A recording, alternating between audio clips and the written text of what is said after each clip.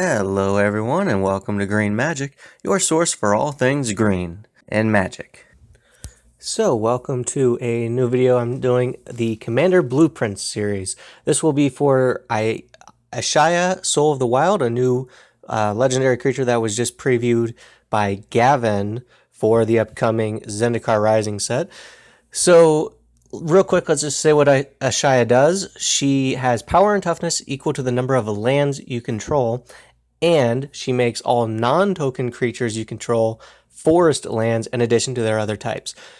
So this commander is very similar to a couple of other commanders, Molimo and Multani, as well as several other creatures that have the same ability as far as their power toughness, but she also has the ability of making all of your non-token creatures into lands. So what you can build the deck a couple of different ways, and you might not even care about the second ability. If you just want to focus on the first part, you'd probably build it in a very similar way to the other guys. But real quick, let's see what does and doesn't really work with her. Starting with Mana Dorks. These are kind of a non-bow with this commander because she makes all of your creatures into forests, which would tap for green mana. So Mana Dorks, their primary utility on the battlefield is to tap for mana, so they don't gain any extra benefit. They do help you on like turn 1, turn 2, the very early game before you even have your commander on board.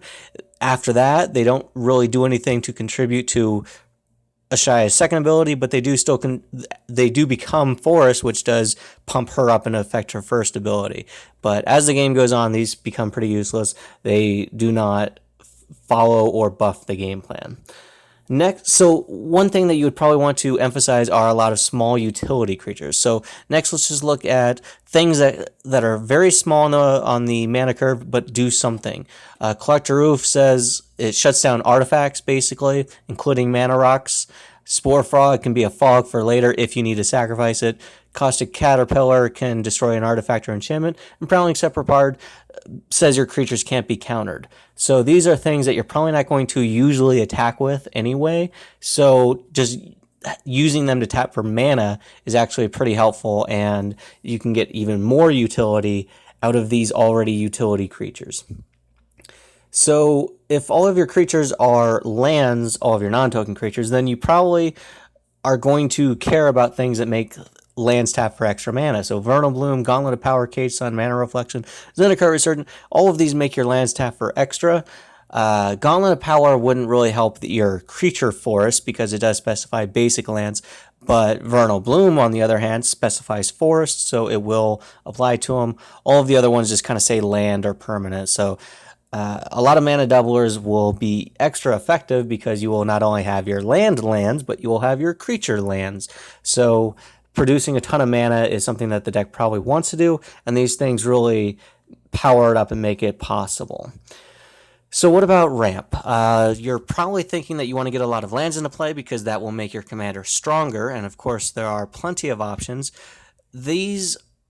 So they get extra lands into play, but because it kind of ends there, there's no additional benefit. These are already strong cards, but in this deck, they don't gain extra power, except for Boundless Realms in the bottom right-hand corner there, because this one gets you X basic lands into play, where X is the number of lands you have, which would, in this case, count all of your lands and all of your creatures, because they're also lands.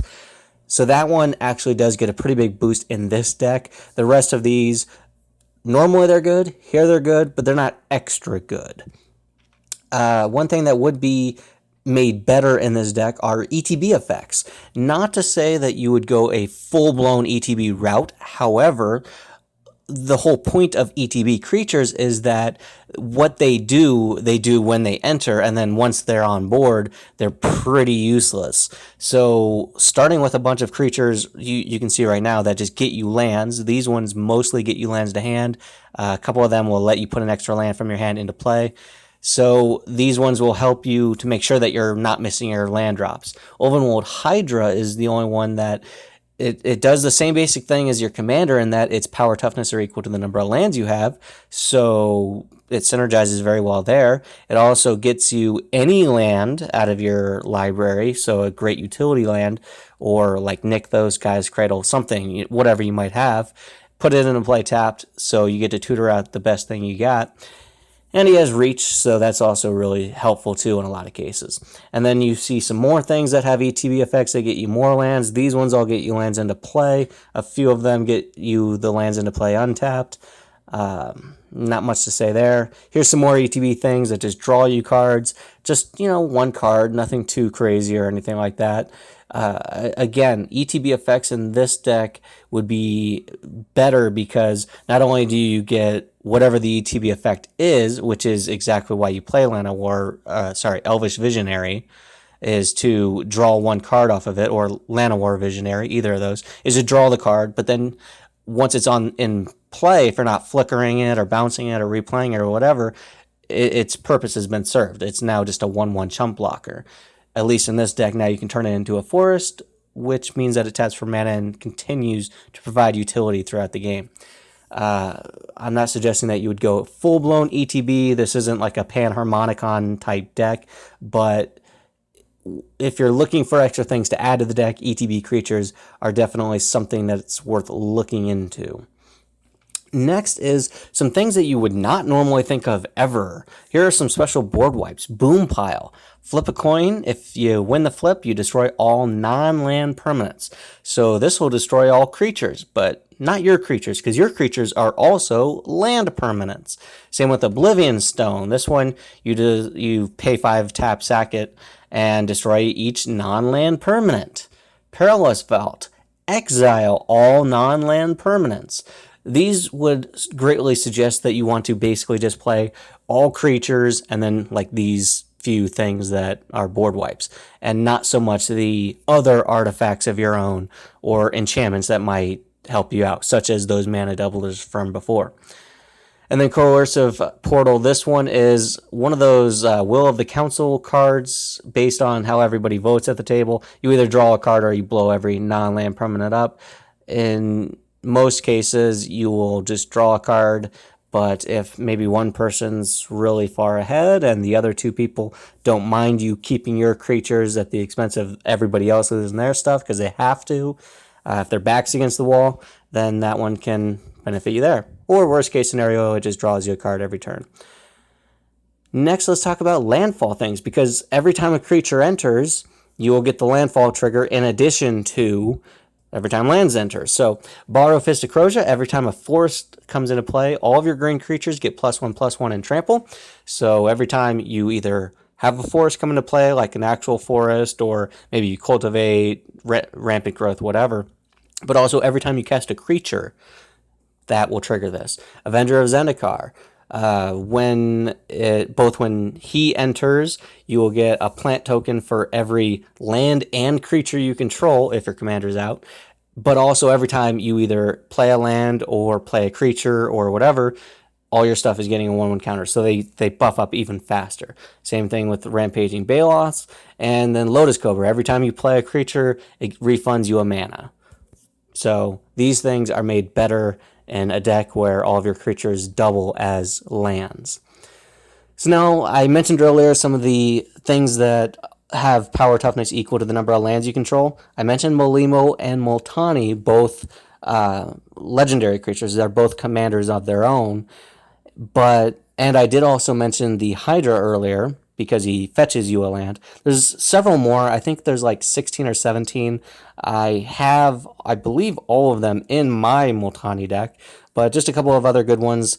Dungrove Elder, this one has hexproof and is 3 mana, so it's one of the cheapest ones on the mana curve. Utabi Wildcats. This one, normally I would not say that paying a green and sacrificing a forest to regenerate it is super relevant, and it's still not necessarily here. However, the fact that now you can tap a creature for green, then sack that creature to regenerate Utabi Wildcats does give you a little bit more options and utility in protecting it and sacrificing something you don't care about in the process, as opposed to sacrificing an actual land. So now let's talk about some of the things that amplify your stuff based on how many lands you have. Aspect of Wolf is a pretty weak one. It's from the old days. I believe it's originally from Alpha. This is a 4th edition printing, but it just gives you power tough. It buffs the creature by half the number of forests you have. Blanchwood Armor gives you +1/+1 for every forest, so it's twice as good as Aspect of Wolf. Strata Scythe, this one won't help you based off of your creature forest because the thing has to have the same name as whatever you exile with it. However, if you're getting tons of normal, regular land forest, then this does buff up your guys based on that. And Blackblade Reforged will apply to all of your lands.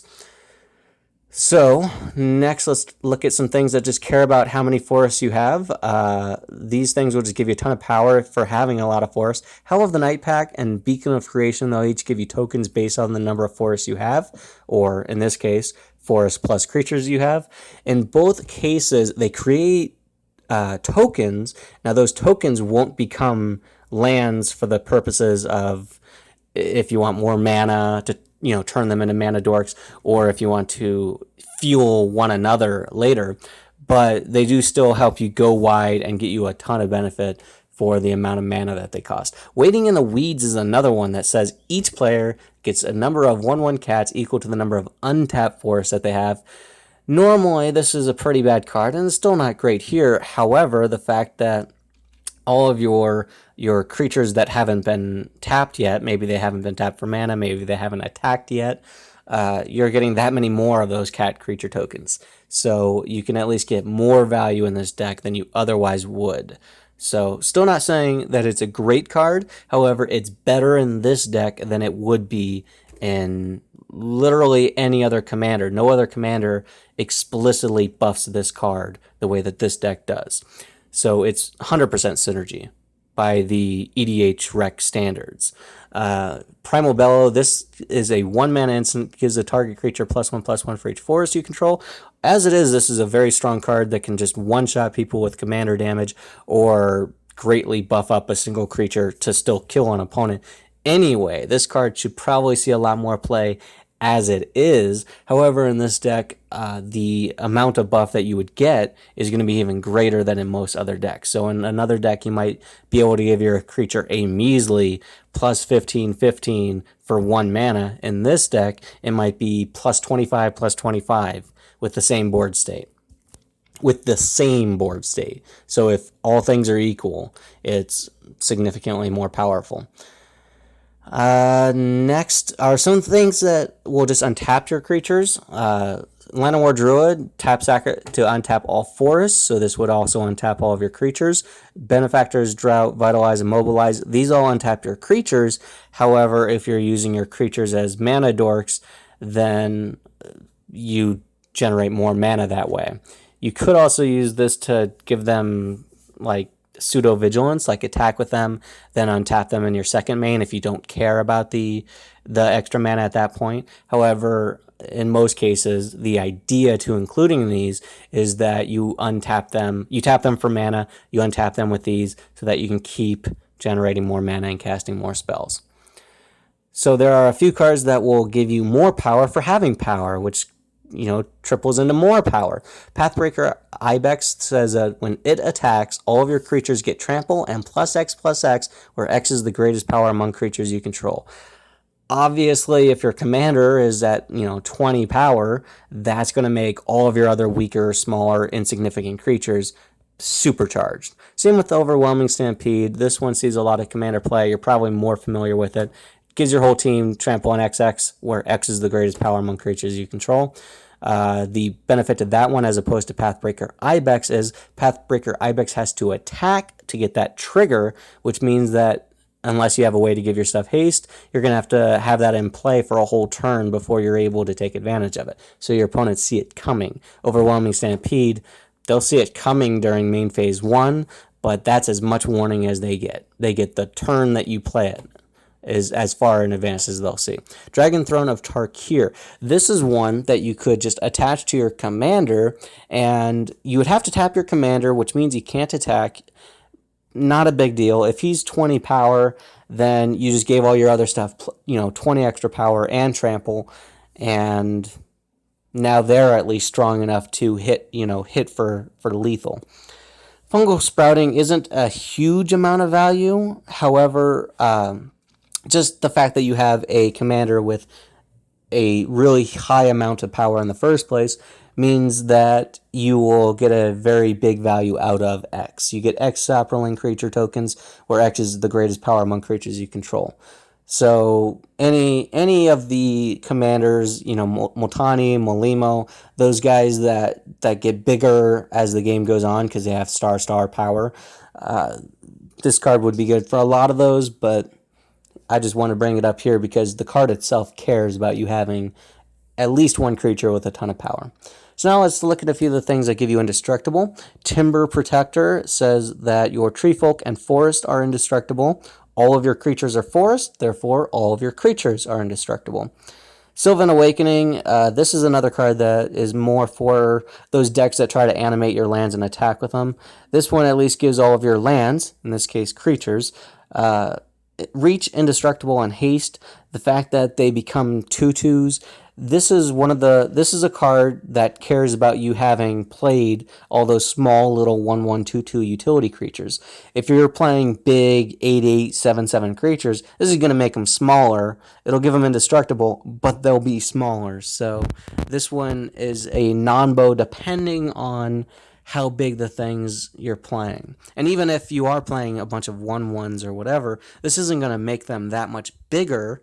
It's just giving them the indestructible. The reach isn't super important. Haste can be important. Indestructible and haste, that's the main thing. Nissa Who Shakes the World. This is already a very powerful card, but if you get to alter, then you get to make all of your creatures indestructible. Vivian Reed, this is another one that has an emblem that makes all of your creatures indestructible. She doesn't care that your creatures are also lands in the same way that Nissa or Timber Protector do. She just says your creatures have it. And then Vigilance, Trample, and +2/+2. The next couple of things care about you just playing lots of lands. Primeval Bounty is already a great card. Every time you cast a creature, you get a 3/3 beast. Every time you cast a non-creature, you put 3 1/1 counters on something. And whenever a land ETBs, you gain 3 life. So in this deck, if you cast a small creature, say a 1/1 utility, you also get a 3/3 body, and you gain 3 life.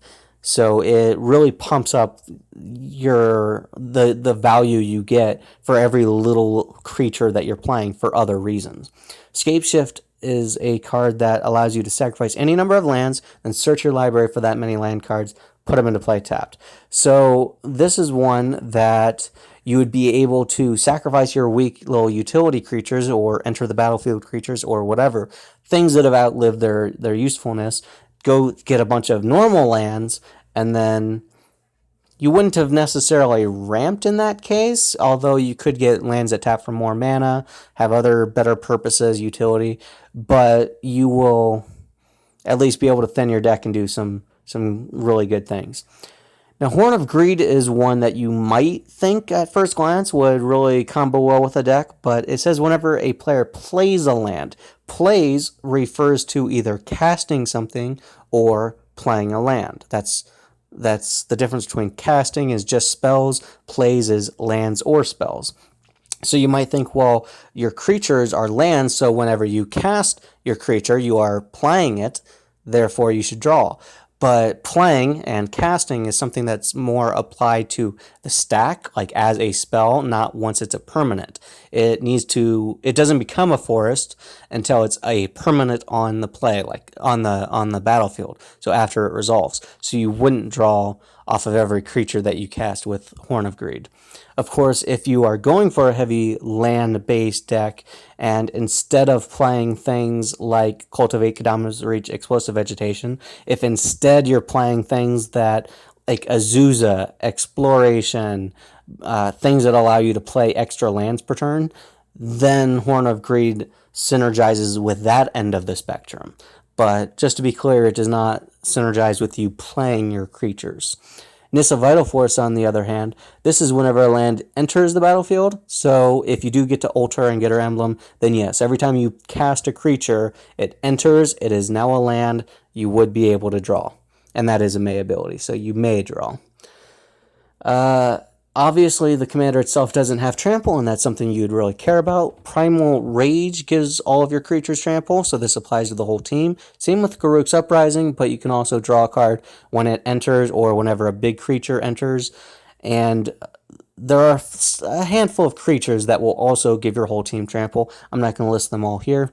If you are more concerned with just the commander, Rancor is an example of some of the auras that can give a creature trample. I'm pretty sure that there's like a dozen or so. And then Shadow Spear is what I chose to just represent the equipment that can give trample to a single creature. So those two would be more if you are trying to go more Voltron, just go vertical and make your commander as big as possible. Probably not the best way to go about it, but having a few of them in the deck wouldn't necessarily hurt either. So now there are a few things that you can do to kind of combo with the deck. Leyweaver and Argothian Elder say you can tap to untap 2 target lands. Either of these guys would be able to, in this deck, tap to untap both itself and one other creature or land. Doesn't matter. Then you tap that other creature or land for a mana. You tap her to untap both of them, and then you just generate infinite mana.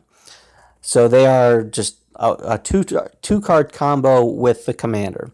Crozen Restorer needs Threshold in order for you to untap 3 lands at a time. So she would also be able to get the job done if you have 7 or more cards in your graveyard.